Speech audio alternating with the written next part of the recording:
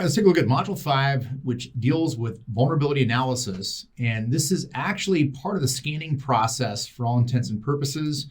But with CH version 9, we actually separated that from the scanning module, and it became its own module, vulnerability analysis. So the vulnerability management concept, it's an ongoing process, right? You're never going to be fully invulnerable. All vulnerabilities remediated. They're always being discovered. They're always being patched, and it's an ongoing process. The vulnerability scan in the hacking cycle is a pre-exploitation step, part of the scanning operation, and it's used to determine potential vulnerabilities to compromise the system. Later on in the deliverable, the pen testing report, you're going to recommend the remediation measures.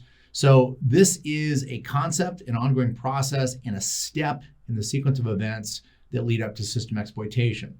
So we will be taking a look at a couple vulnerability scans, and we're going to turn those findings into an exploit selection and tee things up for our gaining access phase that we'll be addressing in the next module in system hacking. All right, so first off, riddle me this: what is a vulnerability? A vulnerability is anything that can be exploited that leads to a compromise of confidentiality, integrity, or availability. The existence of a weakness in an asset that can be exploited by threat agents. Hardware or software misconfigurations, including default configurations, insecure or poor network design or application design, inherent technology weaknesses, and careless approach of end users, which is always a big one. Now, we're going to start approaching the discussions of poor coding practices and inadequate security measures during the development cycle.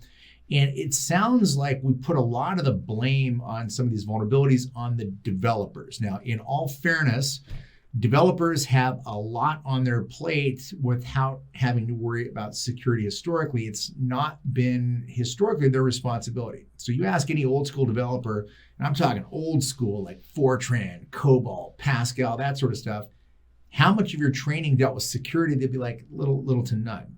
So it hasn't been historically their responsibility. Nowadays, we have to bake it into the software development lifecycle.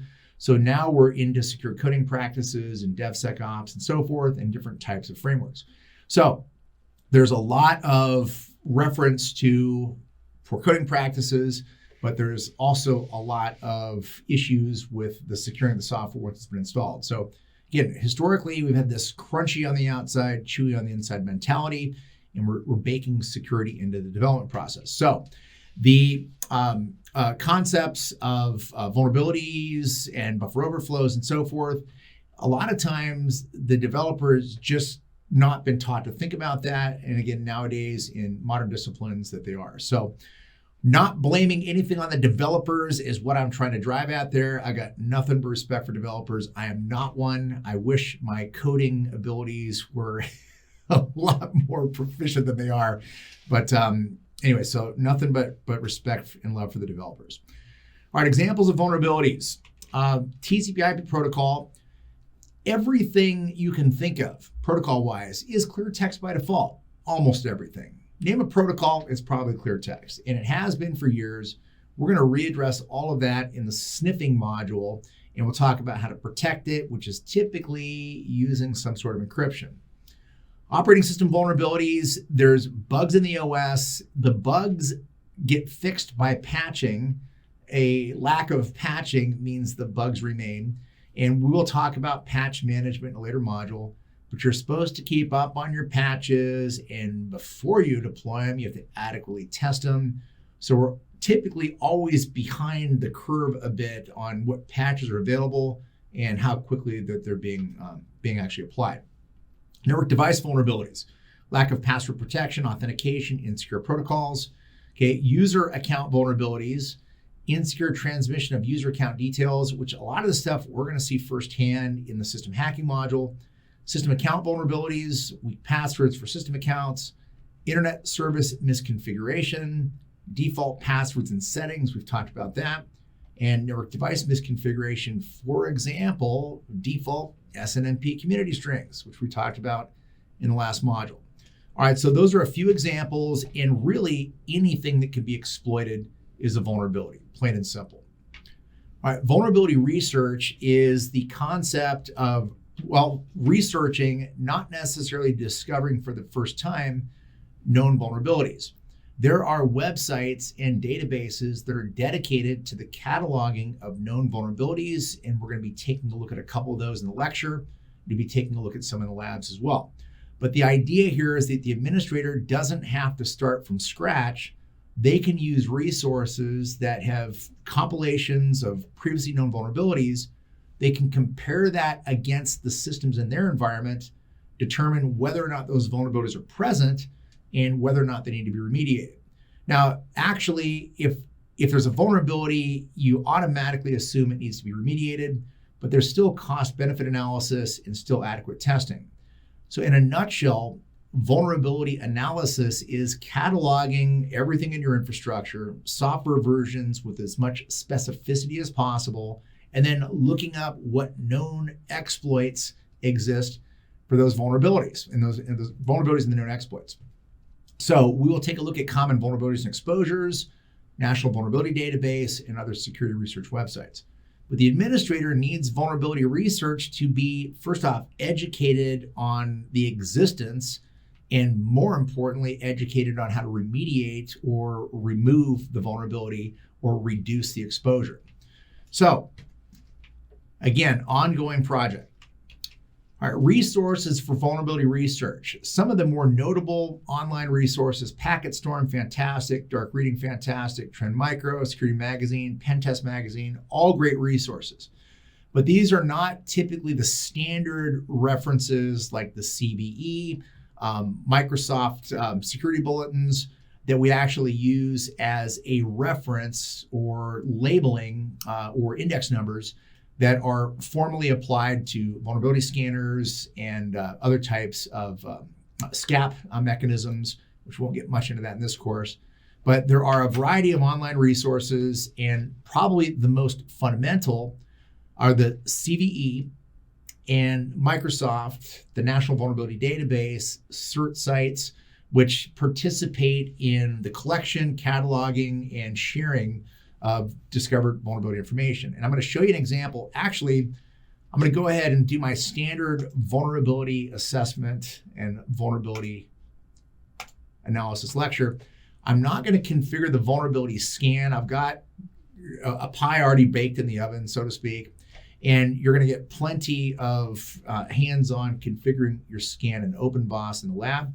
But I've already run a Nessus scan, and I want to show you the variance between older and newer systems. All right, this also gives us a visual reference for CVE, Microsoft security bulletins, etc. So we go to bring up my scans.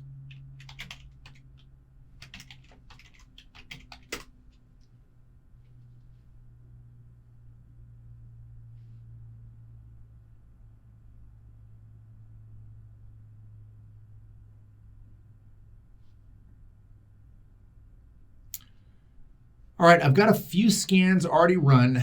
I've got a demo scan, which is a single host against a really, really vulnerable box. That's an unpatched Windows 2000. Look at all that vulnerability. But I'm contrasting that with my demo 2, which is a scan of my entire subnet. Now, you can actually see the window of opportunity for network-based exploitation has diminished with each iteration of the Windows operating system. So when you look back at my original victim system, when I originally started teaching CH, originally in 2005, that box was full of vulnerabilities and still is. I haven't patched it. Obviously, the vulnerabilities accumulate. But I keep that around as a proof of concept and demonstration box because it gives us lots of stuff to look at in one target. But you can see as the years have gone on and newer OSs come out, you see a lot less of that red, which is network exploitable or critical vulnerabilities. So my 2008 and 2012, you see that red just drying up, and then the 2019 box has got 0 criticals. So the rating of the criticality of the vulnerability is based directly on the resultant impact if it's exploited. And we have descriptions. I'm going to run through all that. But I like having a nice memory lane lab environment here where we can go back and look at older versions of OSs and contrast and see where we've come from. So all that really means is when I scan a fully patched 2019, 2022 machine, there's probably not much exploitable from the network. I'm going to have to shift from missiles to guns, so to speak, and I'm going to have to go after client-side exploitation or web applications. So in the glory days, we had lots of network endpoint listeners, exploitable vulnerabilities. There's a lot less of that these days, and it just gets tighter and tighter. So that's a vulnerability scan across my entire subnet. Now, I'm going to revisit that here in just a second, but I want to kind of set the stage for our discussions of common vulnerabilities and exposures, Microsoft security bulletins. So I run a scanning tool. That scanning tool automatically identifies the live systems, the open ports, the operating systems. So that seems an awful lot like what we did in scanning. It is. It does a lot of the discovery that Nmap does, but then it takes it to the next level and it runs a variety of plugins which are configured to probe for specifics, indicators of vulnerabilities. Network vulnerabilities, application services vulnerabilities, configuration errors.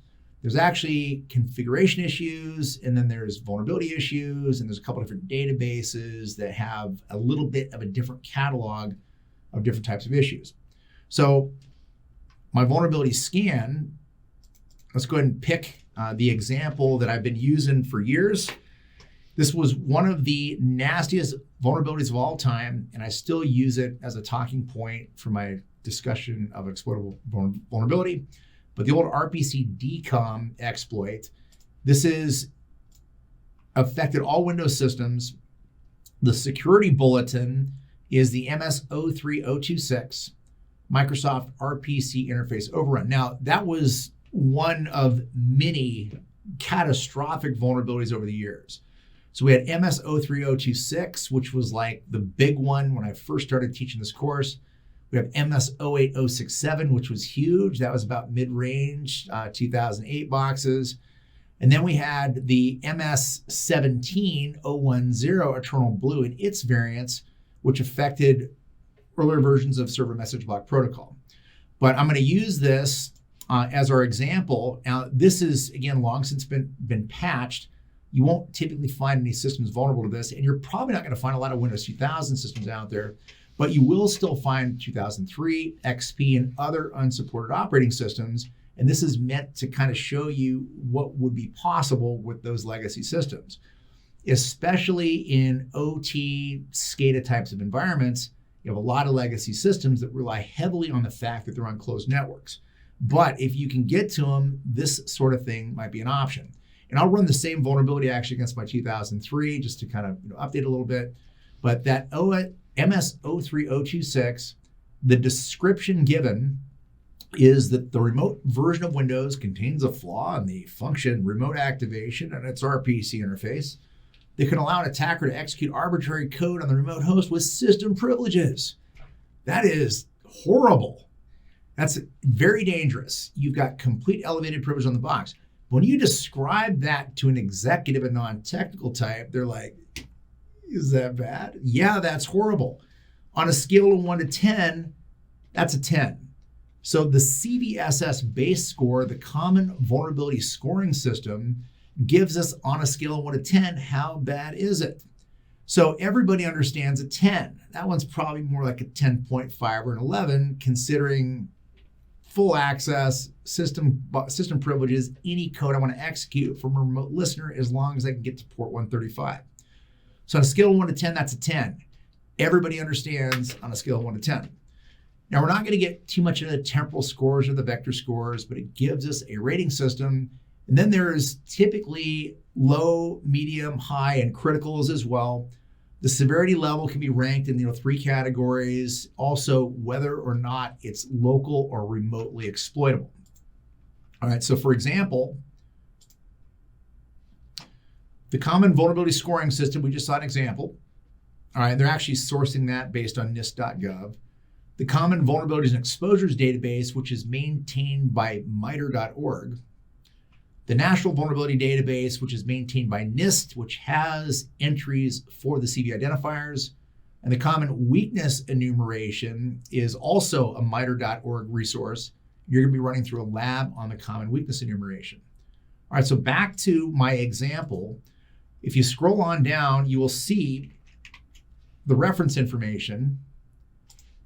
It's the MS-03026. Now, that is 2003 when it was first discovered, the 26th that year. So a lot of times these indexing systems will have a year of discovery and a number in order of inclusion. Now, there's also a bug track ID, which that was mapped to a site called Security Focus, which is no longer maintained by Symantec. Much different now. Rest in peace, Security Focus. Used to be one of my favorite sites. The Microsoft knowledge base articles that discuss the vulnerability, and there's our CVE identifier, CVE 2003, 352nd that year. When I click on these links, it'll take me out to Microsoft Security Bulletin. It'll take me out to the NIST National Vulnerability Database entry for the 2003-0352. I can also go to the Microsoft Knowledge Base articles. Nope, got an error on that one. And then the old school bug track ID is going to take me to bug track Security Focus, but this has changed considerably since the earlier version. It's now owned by Accenture versus Symantec. Now, I can also manually go to the CVE at MITRE.org. I can also manually go to the National Vulnerability Database, which we've already got a link open there. And I can also manually go to the exploit database, which here's where things get interesting. CVE again. All right, this is where I actually select my exploits. So back to MITRE.org. All right, if you go to downloads or view all items HTML, it takes you back to the first entry, 1999-0001. So if nothing else, this gives us a master index number that can be cross-referenced on other sites. The CVE entry itself usually really doesn't give me much to go on. Got a description. Okay, remote denial of service, crash or hang via crafted packets. It really doesn't tell me exactly how to do it, but it gives me lots of different references to other discussions. All right, if I go to, again, the 2003-0352 NIST entry, that gives me a little bit more information and a bunch of links to additional discussions. All right, some of these links will take you to proof of concept exploitation tools like ExploitDB. If I search on 2003, 0352, there'll be 3 entries for the RPC DCOM interface overrun.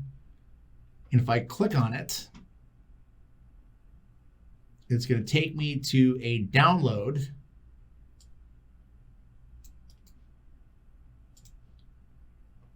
location, which again, bug track, I got to subscribe to. Let me back up there. Let's go back one. Or the Metasploit source code to install in Metasploit. And there's the Ruby script. So there's your weapon. So in order to exploit this, here's the proof of concept code just to prove it's exploitable, but there's your weapon. So what was to stop me from downloading this as just an average human on planet Earth? Absolutely nothing. So the stuff is out there for proof of concept, which means it's out there for exploitation.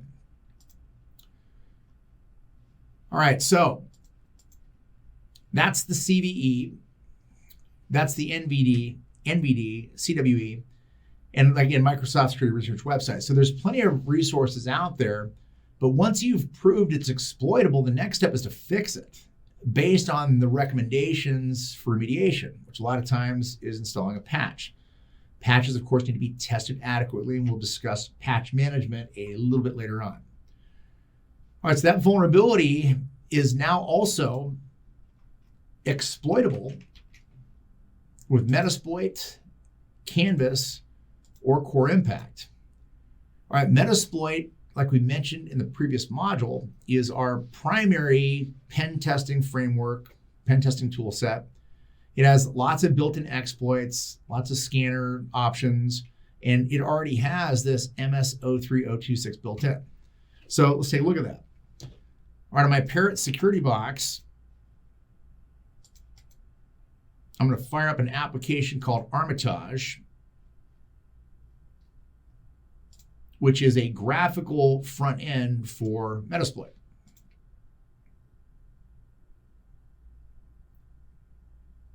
All right, go ahead and connect. I'm also going to run through the exploit selection on a vintage version of the Metasploit GUI on my old BT4 machine. All right, so this was Kali Linux and Parrot when I first started teaching CH years ago, before it was even called Kali, on backtrack versions. But this MSF GUI's got a vintage feel to it. Check that out, the whole Grand Theft Auto splash screen.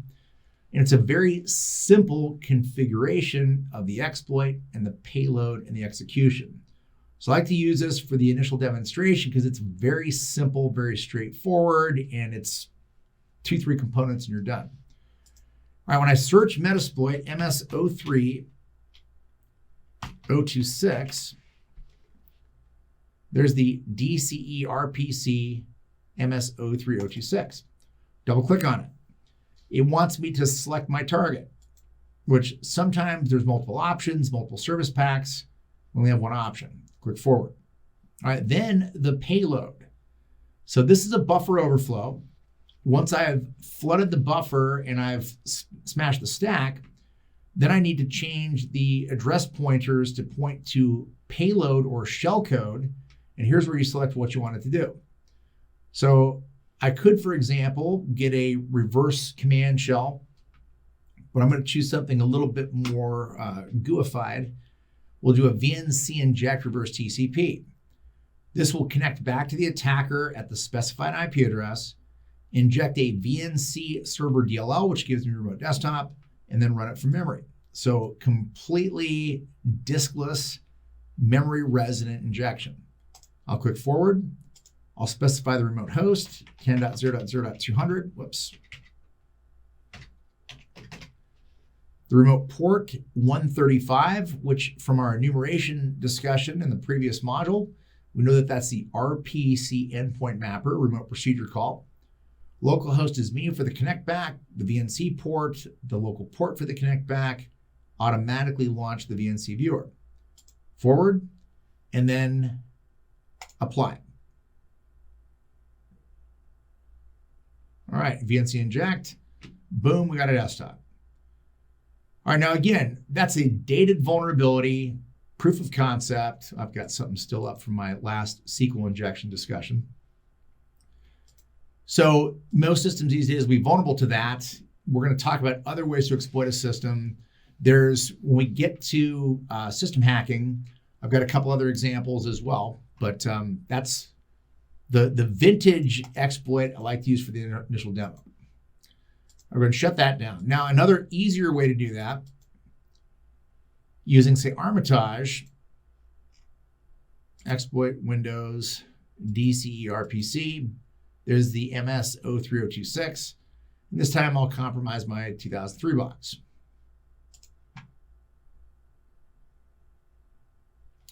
Lightning. All right, I've got a few others for like the 2008s, but the SMB, MS010, Eternal Blue, kind of a big one.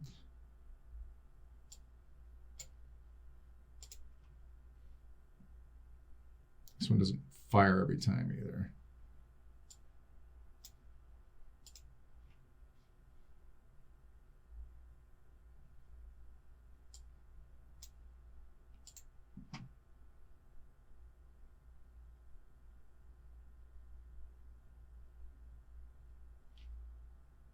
We still didn't like it. There we go. So that's the MS17 internal blue, which is what like WannaCry and Petra is based on. So that's kind of a big one.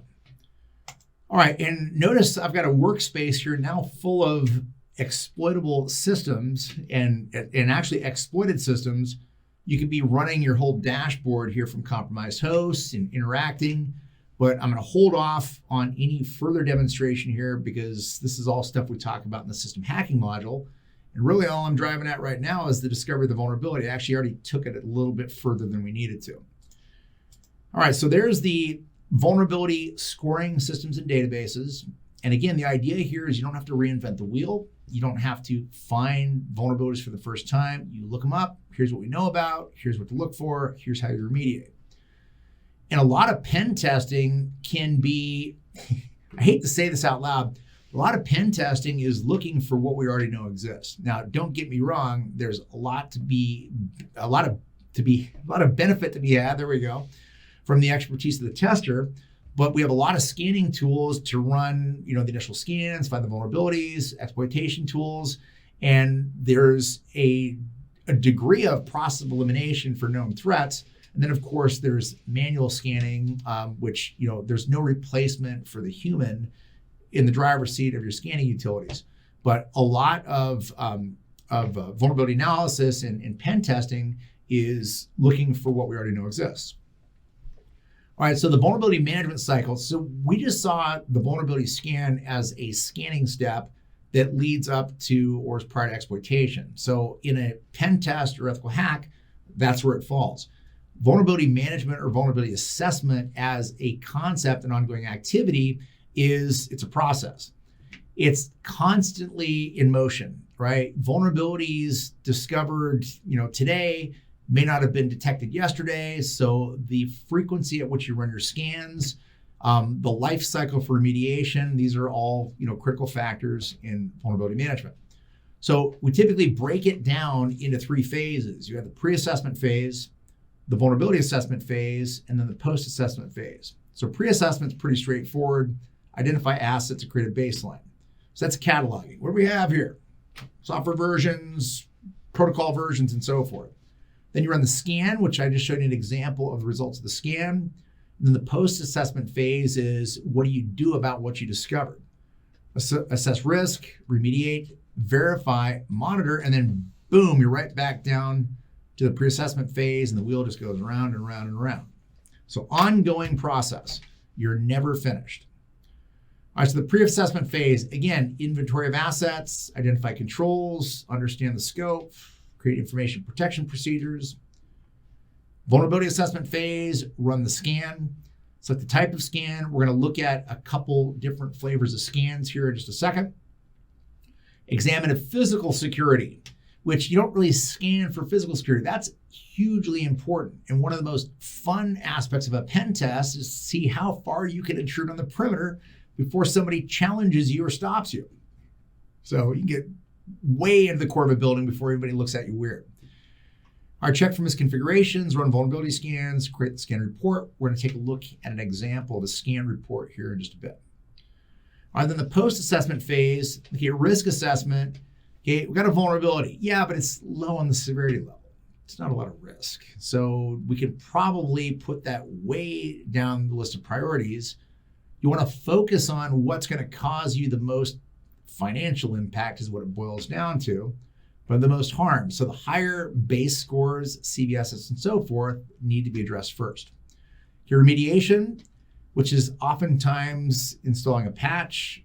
Verification, really important. So when you fix the issue, rescan it to verify that it's fixed. And then you're back into ongoing monitoring. So there should be a remediation period in any security assessment where there's a block of time allocated to fix the issues found, and then you come back and recheck just to make sure it's all been remediated. You don't benefit a lot from an assessment if you don't fix the issues, and you don't 100% know it's fixed until you retest after the remediation phase. All right, the types of vulnerability assessment. This actually used to be a little bit of a different layout here in CH version 11, but there's active and there's passive assessments, right? Okay, active means you use a scanner. That's what we're going to be using. Passive means you're just sniffing traffic to find information about active systems, network services, applications, vulnerabilities. Again, if I care about being detected, then I go passive. If I want to get more useful information results, I want to go active, right? If I don't care about getting detected, or I'm not worried about crashing servers and so forth, then I'm going to run active. Now, usually you're not too worried about crashing servers as long as you're not overly aggressive with your scans. But if you get into like SCADA OT environments where they're considered to be a lot more fragile, you can actually drop servers with scans that are too aggressive. So you kind of want to be a little bit more cautious in those types of environments.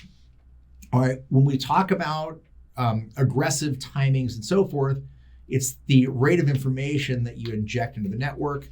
And in Nmap, for example, we had the T4 aggressive and then T5 was insane. You typically want to go about as high as T4. All right, external or internal is pretty straightforward. Either I'm inside the security perimeter or I'm outside the security perimeter.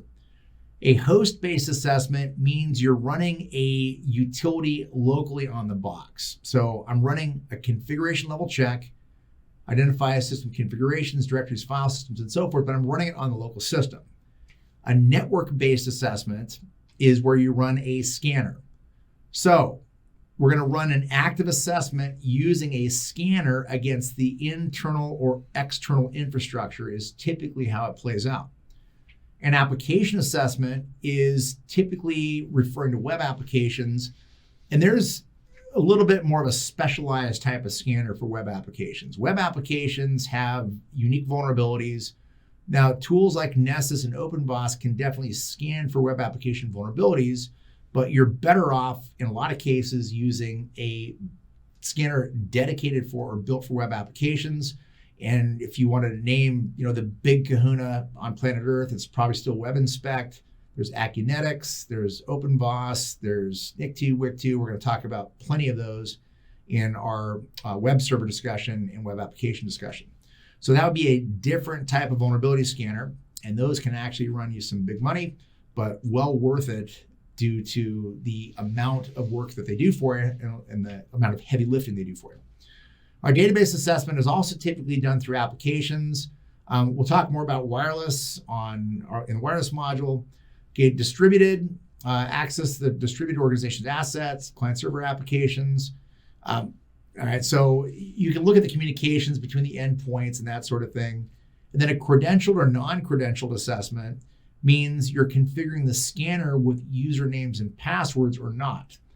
Now, credentialed assessment definitely allows you to view more information on the box, but may give you an unrealistic look at the actual risk or exposure, seeing as how attackers don't necessarily have credentials to scan the box for vulnerabilities.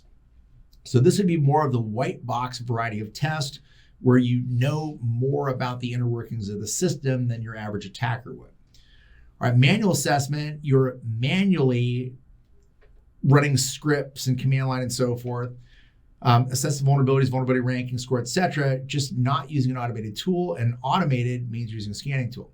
So we're going to do a good bit of automated, network-based, active external, internal assessments using utilities like Nessus or OpenBOSS. And I've always been a Nessus guy, so that's what I use for my demos. Qualys, Nessus Professional, GFI LandGuard. Now, Nessus is, once upon a time, was free, but of course it went licensed eventually, but you can still, 16 IPs, I think is the current free license. You can still use Nessus for non-professional purposes, scan up to like 16 IPs for free. It's also the core code for like ACAS and other scanning engines, which if you're in DoD or military, you might be familiar with ACAS. All right, OpenBOSS is the open vulnerability assessment scanner. The Greenbone Security Assistant is your interface for it. It's a nice free solution, and your primary lab for this module will be doing scanning using OpenBOSS. So an excellent open source free solution. You can actually download the entire Greenbone virtual machine and run it as a virtual appliance. You can install it on Linux distros, and in your lab environment, you're going to be running that off your Parrot machine. All right, NIC2. NIC2's been around for a long time. NIC2, WIC2, and a few others. A web server assessment tool that looks for potential problems and security vulnerabilities that are web server specific. So again, we're going to have a more focused discussion of web servers and web applications a little bit later in the course. We'll table the rest of those discussions until then. All right, the vulnerability assessment report. The report is going to list what we found and, more importantly, list how to fix it, how to remediate it. So you can walk into your client's environment, run your pen test, slap a report on this, go, man, you guys are like Swiss cheese. This place is awful. They're not going to get a lot of benefit out of that. We found some findings. You have some exposure. Here's how you reduce that exposure. So you always term it in reduction in findings, not you guys are you guys asleep at the wheel here? Look at all this stuff. This is horrible. Never criticize, you just point out. Right? So there may be reasons why those misconfigurations are made. There may be a business case for it, but we show what we could do to improve their security posture through remediations listed for each vulnerability discussed in the report. So the report actually can be extremely verbose and technical or high level or summaristic. And actually on my Nessus, let's go ahead and view the report. I'm going to export the report to an HTML file, and we'll do a custom and select everything, generate the report, and it'll generate an HTML and download it. And there's our report for that specific box. Vulnerabilities by host. And actually, go back to the group. Demo 2, report, HTML.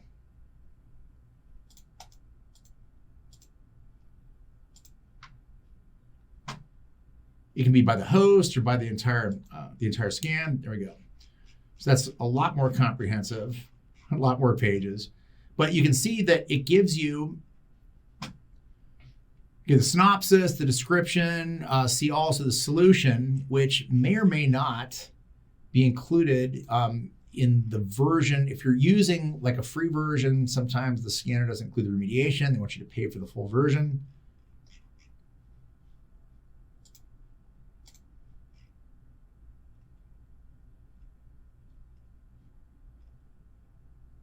All right, and some of them are fairly general as well. Microsoft has released a patch for it.